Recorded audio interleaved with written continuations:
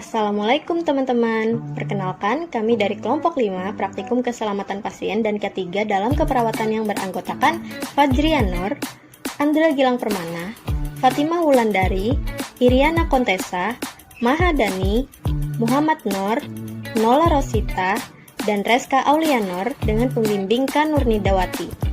Pada video ini, kami akan membahas tentang dua strategi untuk meningkatkan keamanan obat dalam pelayanan kesehatan atau medication safety, yaitu sistem yang memperbaiki transfer informasi dan sistem yang mendukung perawatan multidisiplin.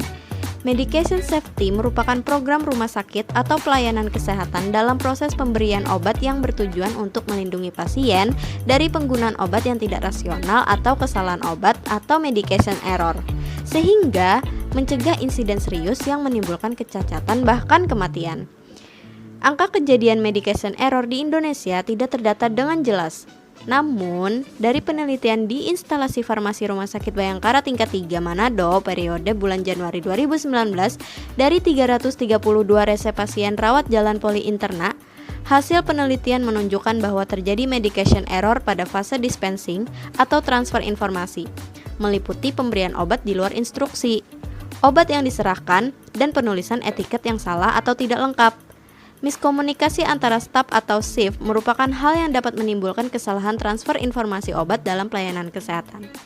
Setelah ini, kami akan menjabarkan bagaimana sistem yang dapat memperbaiki transfer informasi dalam pelayanan kesehatan agar mampu mengurangi kesalahan obat atau medication error. Selain itu, tim perawatan multidisiplin dibentuk di rumah sakit untuk menangani inisiatif keselamatan pasien terkait sistem transfer informasi pengobatan atau medication safety. Perawatan multidisiplin berfokus pada pengembangan dan pengawasan kebijakan administrasi kolaboratif serta merancang komunikasi yang mempraktikkan pengobatan yang aman. Menurut National Prescribing Service Australia menyebutkan bahwa 6% kasus yang terjadi di rumah sakit disebabkan karena efek samping obat dan kesalahan pembuatan resep obat selama perawatan akibat buruknya kolaborasi antar profesi kesehatan. Oleh karena itu, simak video berikut ini dengan cermat untuk mendapatkan penjelasan yang lebih lanjut. Selamat menyaksikan! Apa yang dapat menyebabkan kesalahan transfer informasi obat dalam pelayanan kesehatan saat tidak melakukan komunikasi efektif dengan baik? Yang pertama ada kegagalan komunikasi verbal dan nonverbal. Yang kedua, miskomunikasi antar staf atau shift. Yang ketiga, komunikasi yang tidak terdokumentasi dengan baik. Apa saja metode komunikasi yang efektif? Komunikasi ISBAR dan SBAR. I. Introduction. S. Situation. B. Background. E. Assessment. Dan R. Recommendation. Komunikasi ini merupakan komunikasi untuk mentransfer informasi pasien sehingga mampu meningkatkan kemampuan komunikasi antara perawat dan dokter. Memperbaiki komunikasi sama dengan memperbaiki keamanan pasien. Ya, di sini kita akan membahas apa sih itu fungsi dari komunikasi SPHR dan SPHR itu. Nah, di sini komunikasi itu berfungsi untuk mengatur informasi sehingga dapat ditransfer kepada orang lain dengan secara akurat dan efisien. Terus sehingga mencapai keterampilan berpikir kritis dan menghemat waktu. Kemudian selanjutnya tujuan dari komunikasi SPHR itu ada apa sih? Nah, yang pertama itu mampu meningkatkan komunikasi yang efektif dan kolaborasi bersama teman sejawat. Kemudian mampu meningkatkan keselamatan pasien dalam hal keamanan obat. Terus yang terakhir, yang ketiga, mampu meningkatkan kualitas dan kelengkapan transfer informasi.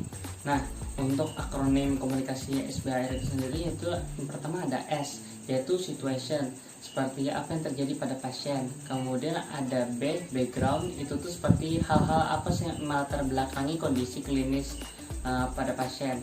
Kemudian ada A, assessment, seperti saya pikir apakah problemnya itu apakah masalahnya. Kemudian ada R, recommendation, apa yang akan saya lakukan untuk memperbaiki kondisi itu. Berikut ini contoh bentuk implementasi komunikasi yang efektif pada tim kesehatan dalam konteks pelaporan kondisi kesehatan pasien menggunakan metode ISBAR. Perkenalkan, saya perawat Kelly dari Bangsal Penyakit Dalam. Oh ya, ada yang bisa saya bantu, Mbak? Hari ini saya akan menyampaikan terkait kondisi pasien Tuan A. Saat ini pasien ada di Bangsal dengan kondisi tekanan darahnya 150/80 mm Hg, nadi 120 kali per menit, kemudian nafasnya 40 kali per menit. Ada bunyi nafas ronhi, kemudian hasil lab terbaru menunjukkan Hb-nya 9 mg per dl. Kondisi Tuan A masuk rumah sakit tanggal 23 Juni 2020. Pasien masuk IGD dengan kondisi asites dan edema pada kaki. Pasien mengatakan sudah mengalami gagal ginjal ini selama 3 tahun, Dok. Kemudian sudah rutin melakukan cuci darah, tapi pada tanggal 23 tersebut pasien merasakan tidak nyaman pada badan sehingga memutuskan untuk ke rumah sakit. Analisa dari perawat itu pasien mengalami gangguan pola nafas dan ketidakseimbangan cairan lebih dari kebutuhan tubuh, dokter. Di sini kami menyarankan kalau kondisi pasien tersebut apakah harus diganti dengan oksigen NRM, Dok? Kemudian jika iya, apakah kami perlu meningkatkan diuretik? Oke, baik Mbak. Saran saya, pasien diberikan oksigen non-rebreathing mask ya, 8 liter per menit. Kemudian selanjutnya diberikan ekstralasik ya, 2 ampul, tetap observasi pernapasan dan tekanan darah, dan yang terakhir monitor selalu pengeluaran urin. Selain itu, pada era revolusi 4.0 saat ini terdapat teknologi informasi digital yang sedang berkembang di dunia kesehatan, yaitu Electronic Medical Record atau EMR. Electronic Medical Record atau EMR yaitu bukti tertulis secara elektronik yang merekam berbagai informasi kesehatan pasien sejak masuk sampai keluar rumah sakit, dari pengkajian, perencanaan, implementasi, evaluasi, pengobatan, dan catatan perkembangan pasien integrasi. Dibuat oleh profesional pemberi asuhan dan tugas kesehatan lain secara terpadu. Apa manfaat dari EMR? Manfaat EMR yaitu pertama, melengkapi sarana teknologi agar lebih efektif dan efisien dalam pelayanan kesehatan. 2. Memudahkan mengakses dan transfer informasi pasien di bidang administratif. 3. Menghemat waktu dan biaya. 4. Melindungi keselamatan pasien terkait medication safety. Apa yang dimaksud dengan perawatan multidisiplin? Perawatan multidisiplin merupakan kerjasama kemitraan tim kesehatan yang melibatkan berbagai profesi kesehatan dan pasien. Konsep perawatan multidisiplin itu sendiri merupakan konsep hubungan kerjasama yang kompleks dan membutuhkan pertukaran pengetahuan yang berorientasi pada pelayanan kesehatan untuk pasien di rumah sakit. Profesi apa saja yang terlibat dalam perawatan multidisiplin? Perawatan multidisiplin terdiri dari berbagai profesi, seperti dokter, perawat, psikiater, ahli gizi, farmasi, pendidik di bidang kesehatan, dan pekerja sosial. Apa sih manfaat dari perawatan multidisiplin itu? 1.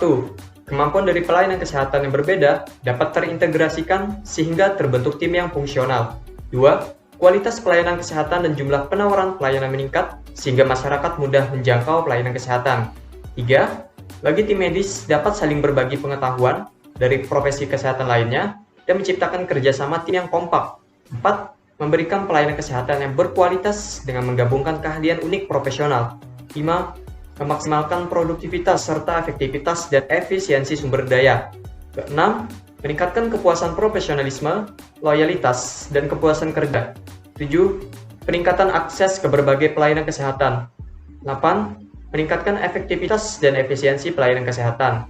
9. Memberikan kejelasan peran dalam berinteraksi antar tenaga kesehatan profesional sehingga dapat saling menghormati dan bekerja sama. 10. Untuk tim kesehatan memiliki pengetahuan, keterampilan, dan pengalaman. Lalu, bagaimana cara membangun dan mempertahankan perawatan multidisiplin itu? Pertama, pastikan semua anggota tim dapat bertemu secara berkala untuk mendiskusikan agenda selanjutnya.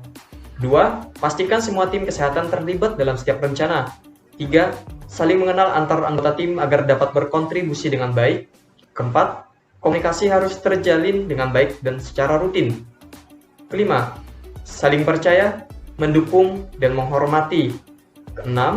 Melakukan evaluasi secara berkala untuk memperbaiki keadaan di masa yang akan mendatang. Dan 7. Menghargai setiap pendapat dan kontribusi semua anggota tim. Nah, sudah dengarkan penjelasannya?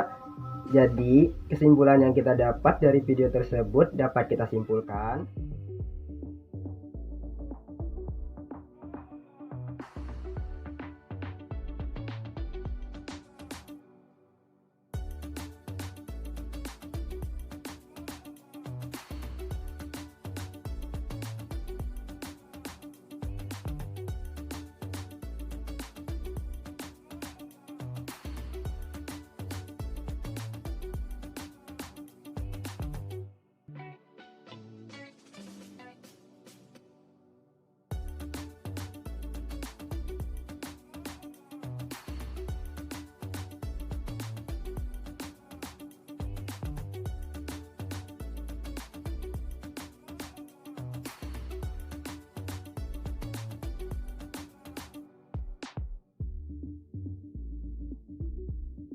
Nah, mungkin itu saja penjelasan dari kami. Mohon maaf apabila ada kesalahan atau kekurangan dalam penjelasan. Semoga ilmu yang dapat disampaikan bermanfaat.